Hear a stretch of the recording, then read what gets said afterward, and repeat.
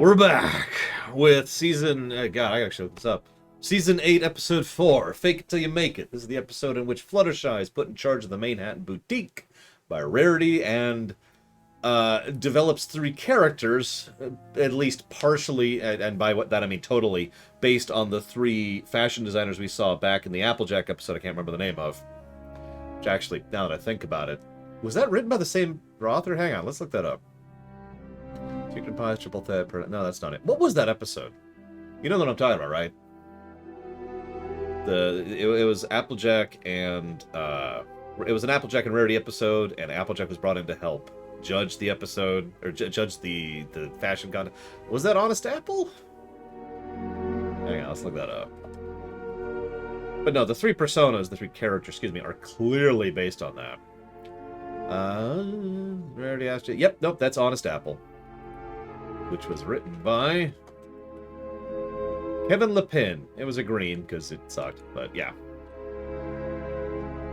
Anyways, this episode is a black episode, like my soul. Sorry.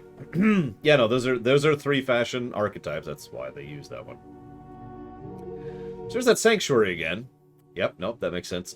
They explain one of the things I appreciate. You don't have to do this. But one of the things I appreciate is that when a work of fiction bothers to explain its premise. You know, Fluttershy running the boutique, that's the only premise you need to do. Right, that's the premise. And I'll talk about that in just a minute. But bothering to explain why they're actually doing that, that's kind of cool. Because she's busy, all of her assistants are going with her because she's got a major show going on, and she asked everyone else first. So... yeah, no, that tracks. That tracks. One moment, please. Today I was mostly talking about the Apple versus Epic lawsuit, period. For 3 hours, if you'll believe it, exclamation mark. So, I'm with that. Funnily enough, I think Pinky, hi Eva, would probably be the best actual pick for this kind of a thing. Pinky not only already runs a shop, but has an organized mind. But of course she was busy because it's pie season. We can't bypass pie season. And yeah, Maud's calendar is packed, obviously, because she's got a new boyfriend, so that makes sense. So, okay, fine. Cool. This then leads to the intro. I noticed 2 more things in the intro this time. There's a sea pony, which I didn't catch last time. Discord is just chilling in the sanctuary. That's cool. I really love this. How often does a story editor have influence in a story? Extremely often. It's one of the things I talk about a lot in the Rumination series for the tracks I've been covering is a very common thing is that the person who has the writer credit kind of isn't the writer, or is only one of the writers, or only put out the idea and didn't actually write the script. We've actually covered a couple of episodes in MLP that does that too. The reason I bring that up is because I don't have the wealth of behind-the-scenes information on MLP that I had for Trick. So when I list the authors, that's the person printed on the thing, and how much of that is true or real, I have no idea. So I'm just kind of assuming that it's close to accurate, even though it probably isn't. Script editors, story editors, and I forget the name of the post, but there's another post whose job it is to regularly go over scripts and work with them, tend to have a lot of influence, and I could give you a specific example of that. DC Fontana in TOS. She was I forget the name of the title for all the scripts, and she was in technical terms she was technically she was she was a producer, but her job was every script went through her office, and she would do whatever she felt like to them because she could. She was effectively a script doctor, but she wasn't actually being hired to be a script doctor, if that makes any sense. She was just doing the job of it. Hey, Tyron. Thank you, as always, for the sub. I will put that towards Tor JK, which I feel like is getting kind of close. But yeah, I wouldn't... script doctor is the wrong phrase. There is a specific term for someone whose entire job it is to do polishing passes of scripts, right? And most of the time, that results in just polishing what's already there. Sometimes it involves completely changing what's there. And the reason I specifically said DC Fontana as an example is there are several scripts which she looked at and said no, and just changed it, and just fixed it, right? A script doctor is... So what a script doctor is supposed to be... Obviously, a lot of these jobs blend over each other, but what a script doctor is supposed to be is... Okay, so I've got this script which we just bought, and it sucks. The dialogue doesn't sound like human beings talking, and the sequence of events doesn't make any sense whatsoever. So, fix it. That's your job as a script doctor. Can't think of her name. The woman who plays Leia in Star Wars was actually a very good script doctor, very well renowned for that work. By the way, hi Blue Hero, hi Rogue Jedi. Carrie Fisher, thank you. Carrie Fisher, couldn't think of her damn name. She was a very good script doctor. It's probably the most thing she did after Star Wars, and that's what that kind of person does. The best part, by the way, about a good script doctor is you don't have to credit them. Good job, or good luck trying to find what works Carrie Fisher has worked on, because you're not legally required to credit them for script doctoring. They get paid, of course, for the work, but you don't have to put that in the credits. Hi, World's Best Pants. Haven't gotten to Mad Dummy yet. That's going to be today's project once I'm done streaming. Anyways, by the way, that sucks. Can I just say that? A lot of the industry practices in Hollywood about who has to be credited where super sucked. Just a super suck. Ghostwriter is different. A ghostwriter is someone who comes up... So, okay. I don't know why we're getting off top of this, but why not? Let's discuss it. A ghostwriter is, I need you to write this story. So you write the script from the beginning, right? A ghostwriter actually comes in. There might be a few bullet points. There might be a rough outline, but you are writing the script. Harry Potter, excuse me. A script doctor takes an existing script and fixes it, and a script editor, or whatever DC Fontana does the polishing passes. And those are the three layers of scripting. You ever wonder why I talk about over on the Trek stuff, why the average number of rewrites a script go through is 6 to 9? That's why, is because there's multiple different types of jobs whose entire purpose it is to go through scripts like that and to get them into workable status. Oh, it happens all the time, Evo. It's ridiculous. And irritating. Really, Lord Harriman? Well, that... okay. Back to the episode. What got us on this topic? Oh, yeah, we're figuring out who wrote the episode. Right. So... so we see Rarity's shop. Can I just go ahead and say this is kind of awesome? We see the same stereo setup that DJ Pone's setup is still there. The raccoons are still there. She still has the same 3 assistants that Rainbow hired. I, at the very least, want to give 2 continuity counters for that. That's some good work. And it's, again, that's pretty much exactly what the continuity counter is there for. It's the little things that don't have to be like, last time I got my arm ripped off, and now I have a cyborg arm. No, it's just little stuff. It's building stuff. It adds to the flavor of it, as I said so many times. And there's a bunch of that in this one. We'll probably add some more later. So, I do like the premise. I said I'd talk about this later. No, Rogue Jedi, not at all. But I talked about that during Lore Week for far too long, if I'm being honest. Ooh, my throat's starting to... You can tell I've been talking too much today. I had a 3-hour Lore Week. My voice is getting croaky. You hear that? Anyways. I like the premise. Push Fluttershy out of her comfort zone. One thing fiction tends to make a mistake about tends to be like, well, this person likes fashion, so let's put them into a fashion situation, right? And fiction likes to do this a lot. Now, I tend to think, well, why don't we put someone into a situation which fits them, but doesn't fit the character? And often that's, it's pushing... It's pushing someone out of a comfort zone or trying to come up with a concept that matches their personality. It may not So this is an example of that. Fluttershy has to regularly interact with people who are of a variety of different personalities, most of which are of the more upper level of arrogance. And that matches Fluttershy. because of the fact that it's like the opposite thing, right? It fits puzzle piece together, right? Because she's not into interacting with large numbers of people to begin with. She's not really the kind of person who's managed a store before. She doesn't really have the financial mind for this kind of thing, right? And yeah, the moment the episode does a brilliant thing. She puts on the persona. I'm skipping ahead of my notes. She puts on the persona. She sells the first thing. The customer leaves, and she just falls over.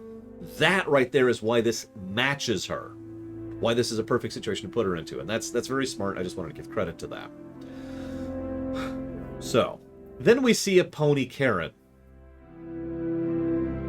Now, this is still Equestria, which is still better than real life. So it's a very, very low tier Karen. I've seen Karens worse than this in real life. And I'm not talking about like random stuff on the internet where you see the really... No, I mean just me personally, physically, I have seen Karens worse than this. Still, eyebrow raise. The raccoons show up. That was a nice little moment. The raccoons are like, we got your back. So let's talk about confidence for a second. How many of you know what that unique sensation is when you're confident in something? I don't know how to describe it personally, but the easiest way I can come up with is there's no hesitation, there's no shaking, there's no nothing. I got this. Boom, boom, boom, boom, boom. It just flows, right? That's usually how I am when I'm confident. Usually when you see me on camera, I am in that particular zone. I also know exactly how the opposite of that feels. Despite the fact that I am... This sounds arrogant. I'm a fairly confident person in my life. For the most part, I got this. That's just my mentality. However, every now and again, I will just kind of... It'll just go away, right? And you're just like, you're shaking, and yeah, it's like walking through mud. That's a great analogy. It's like walking through mud, and everything seems to go wrong, and you forget stuff, and it's like, you know this, but you're just stuttering and falling over it. This happened to me last Tuesday, to give you an idea of how often this happens. I guess it's not that frequently, but I was cooking for my dad who came to visit. I mentioned he came to visit, and you know, he was here, and I was freaking out over it, because even though, let's be clear, I'm a damn good cook. I'm also a very experienced cook. I've been cooking since I was 7 because it was my job to cook for the household, right? I am very confident in my cooking. But I really wanted him to like this meal. And so I'm freaking out over it, right? I'm just, oh God, oh God, oh God. And just making mistakes. I actually completely forgot the bacon. I literally forgot the bacon, which I was going to add to the meal. The good news is it turned out good, if anybody cares about that. But I bring this up because this reminds me of Fluttershy. Because Fluttershy does know how to be confident. This is something she's been through. This is something she's worked with. And she knows how to deal with this thing. And she obviously wants to. And she does have the competency to manage it. It's just, you can see how all her confidence just goes right out the window. And so much praise to the animation. The animation makes it so clear that she is just like she's just deflating, right? In the exact same manner I was just describing. That's why I brought that up. Just, oh God, and she completely loses all her confidence, all her pose, and has no idea how to deal with this. The raccoons cheering her on is adorable, by the way. This is when, you know, she deals with the first pony, and then just like, oh my God, it just, okay, here's another customer, hang on. Ugh, all right, yes, putting on their persona. Yes, here we are. I am ready to this. And yeah, I do agree that this is not a regression or character assassination for Fluttershy. This is just another way to showcase her, which is why I bothered to talk about that matching thing earlier. This is a new perspective for her. And I'm with it. So Fluttershy goes out, doesn't answer the thread count question, which works, of course. And, okay, he's cool. I want to point out one other thing, though. Obviously, this is an introvert thing, and introverts are drained by interaction with strangers, yada yada. We know how that works. Actually, I agree with that completely, Weouts. Yeah, dazzle them with BS.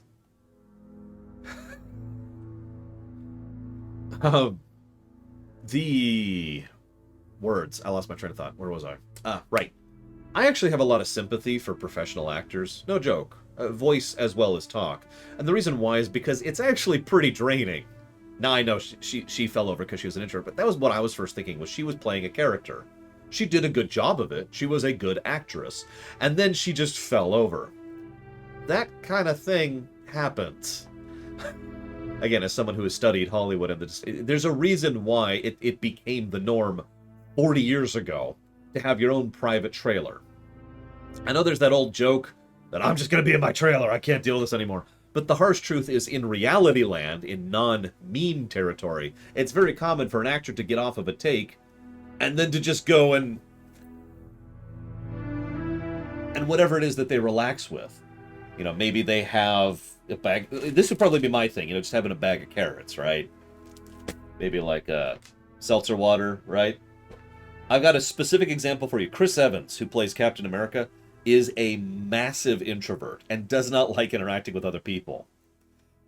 And he's talked several times about quitting acting because of how much it takes out of him, how much it hurts him to do this. And I don't know what his little wind down ritual is, but apparently after every take he has to go and just just completely de-gauze, right? So this is why we actually brought this up before. You remember the episode with the singer? It was actually an Applejack episode because he was an old friend of Applejack's. I don't remember the name of the episode, but remember how I made a point of mentioning how having specific requirements of things you need to degauze, I was okay with that. This is why. This is the same thing. Yeah, rah-rah. Me time is extremely important, especially doing such a stressful and difficult job as that. One moment, please. Sorry, comma. I'm actually still streaming, exclamation mark. We ran a little bit late today because it was such a long episode period. Epic is a company that wants to sell stuff on the Apple Store for free, comma. To put it simply, period. They make video games and gaming engines, period. Mom is asking what's up with the thing. So yeah, this is why I'm with that, and this is why that's cool, and yada yada. I guess I should just move on. Sorry. Just want to talk about that. So, if it's not obvious, I kind of like this episode, which is why I'm a little surprised at Lord Helmet, but it's okay. I hope I'm trying to at least elucidate on part of why I like this episode, because the next thing that happens is Rarity is out there, and here's two random customers saying, I'm a dick, and the other customer says, oh, you're such a dick, and Rarity's reaction is, I can't do that to Fluttershy. That actually touched me. No joke. That was touching. I can't... Yeah, she drops everything. This huge event that she's had planned for however long, knowing the stakes, and she is just... She turns around and runs back because her friend. That's awesome. That's legit right there. That is wholesome.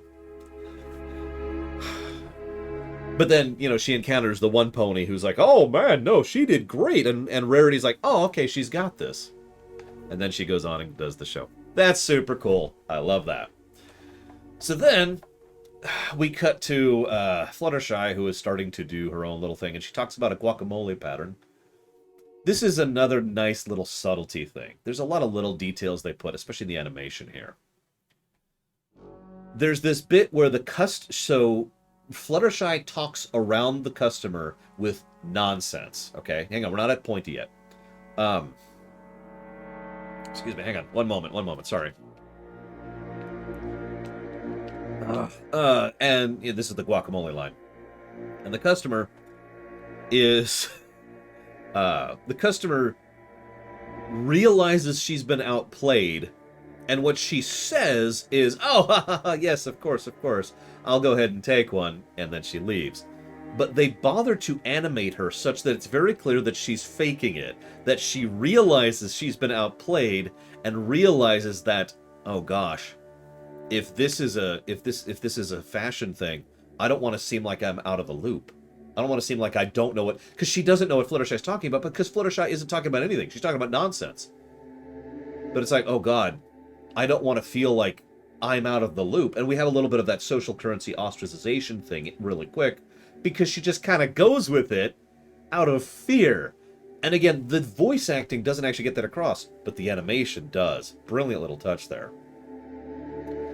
I know what you're talking about. Of course. I have been there, and I am fortunate enough to usually be in the position to call someone on their BS. If someone tries to BS me, I can usually be like, no.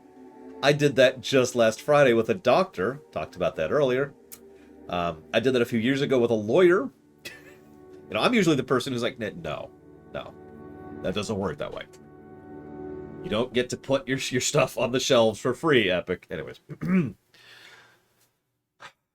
So then this starts to escalate. Now, what's funny is in my notes, remember, I haven't seen these episodes. In my notes, I say, I think I see the directions going. This is going. It makes perfect sense.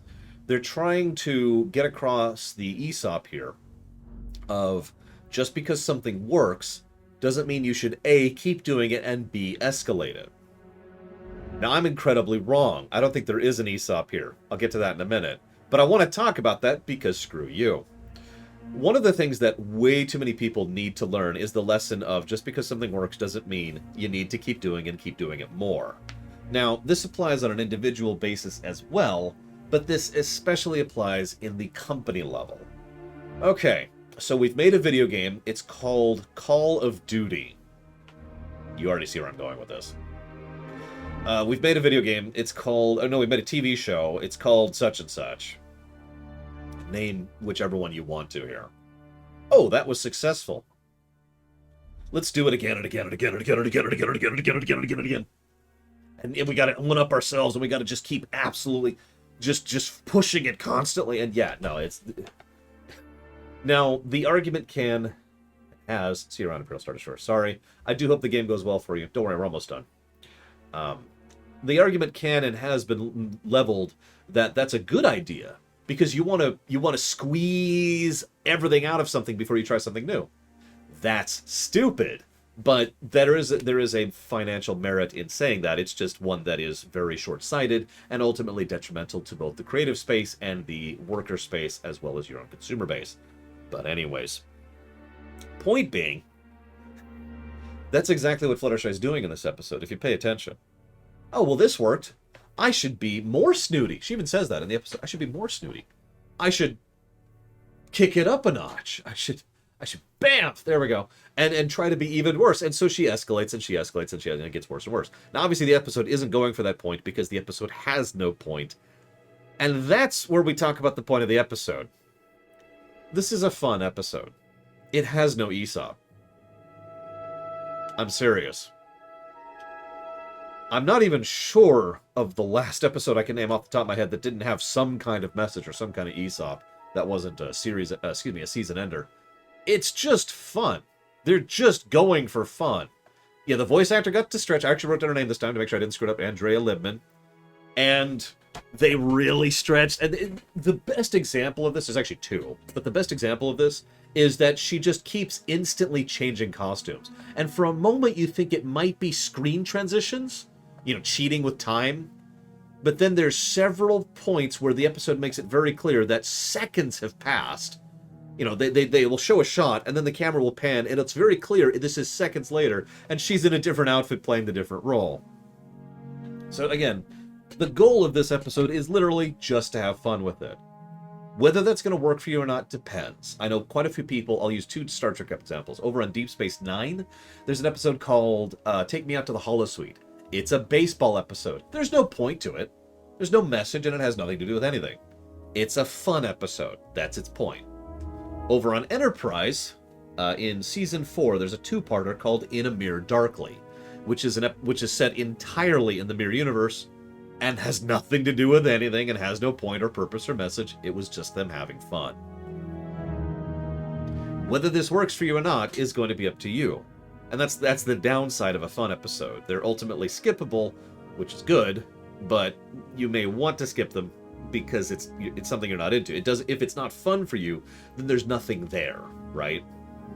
A good character episode or a good message episode is something that will have layers to it even if you don't like other aspects of it.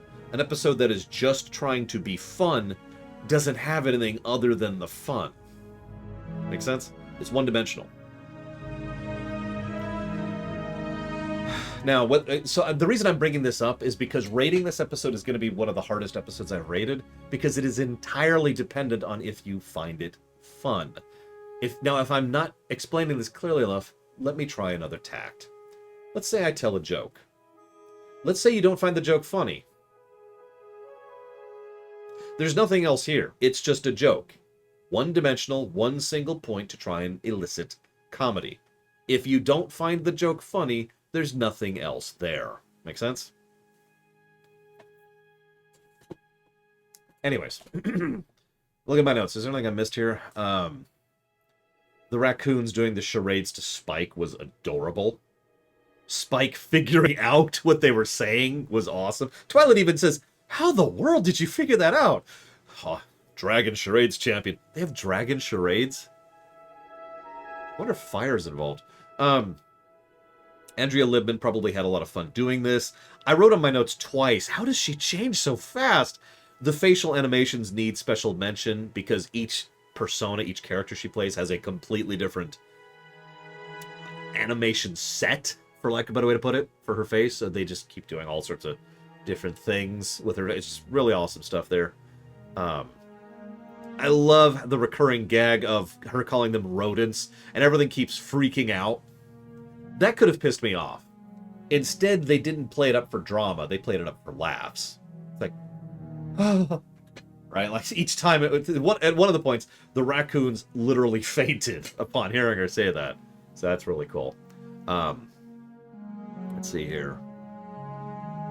I have a note in my own things here. I'll admit this is fun, but the episode kind of loses me a little bit at this point, mostly because of the fact that I don't understand how Fluttershy is getting this far into character to the point where she has completely lost it. What is she, Jared Leto? Then we have something, and I just want to comment on this briefly.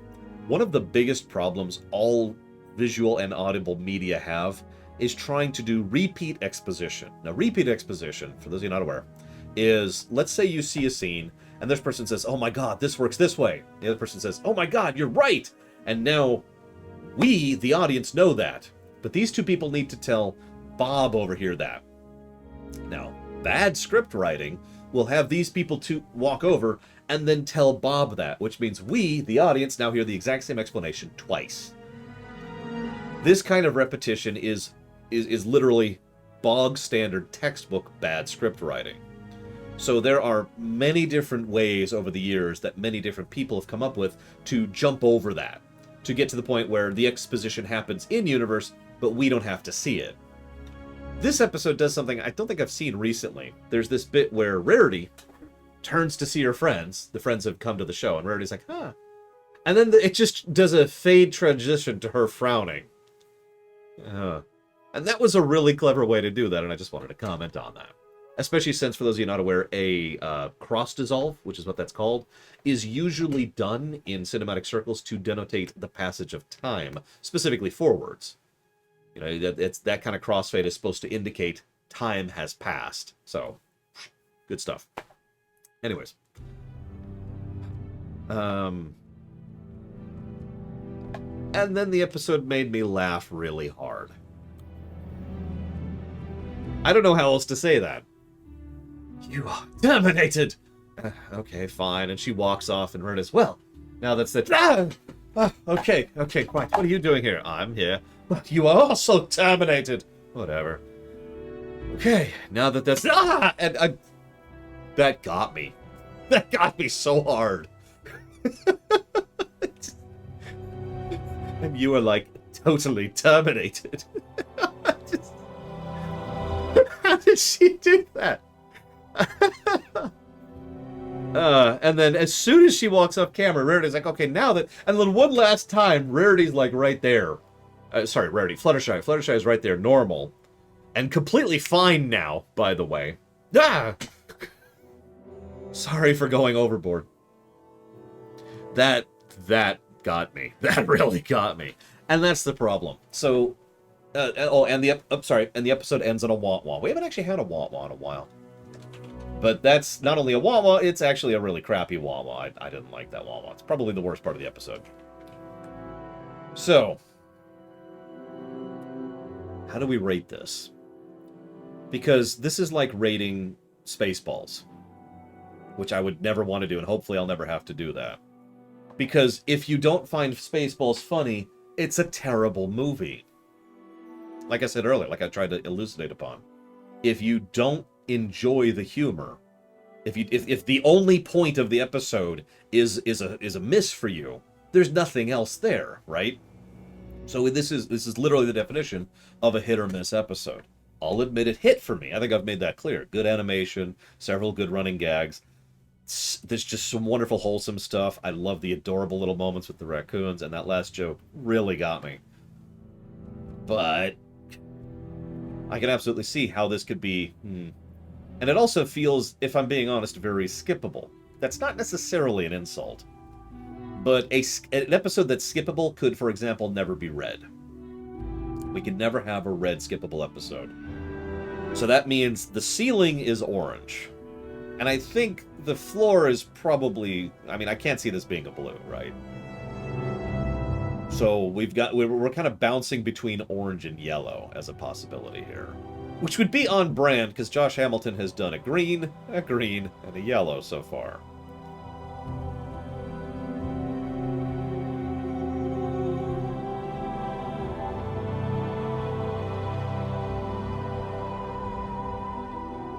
I would agree this is his best episode yet. Think of that what you will.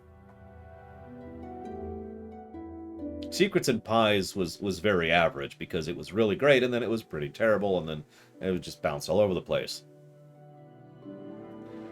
Remember? That's actually not that long ago. It's just a few weeks ago. Parental Guidance can go to hell.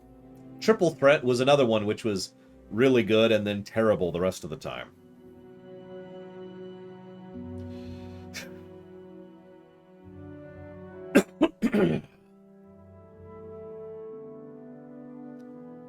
I think, as I'm counting up here, it looks like orange is kind of winning at the moment. I could see orange, but the thing is I could see orange because it was a hit for me, right? Yeah, hit or miss, so... I'll go ahead and label it orange. If nothing else, this is an improvement, I think, in his overall writing style. And yeah, bias, I mean, there's no such thing as a... Well... There's little value in a completely objective review. Hey, my green man. My green man. Oh my gosh, I can't talk. Wow, thank you very, very much for the sub. I am doing as okay as I can be. We'll see whenever the surgery happens. It's okay if I die, you'll keep getting content for 2 years. And you're putting that towards dealer's choice. You got it. Done.